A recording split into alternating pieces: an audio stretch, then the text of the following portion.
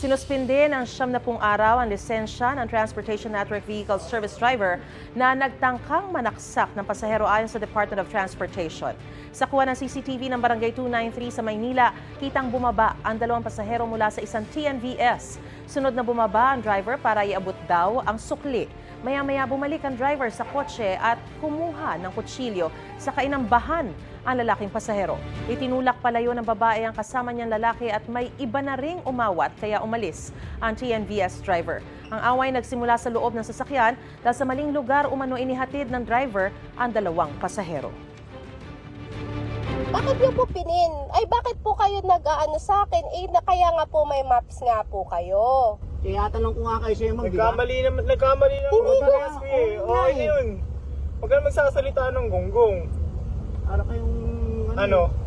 Parang ano? Alam mo problema mo ba? Oh, May problema ba? kuya! Ayon kay Transportation Secretary Vince Dizon, posibleng makansela ang driver's license ng TNVS driver kapag napatunayan nagkasala. Sa InDrive Ride Hailing app, ipinadala ng Land Transportation Office ang show cause order sa driver dahil doon nag-book ang mga pasahero.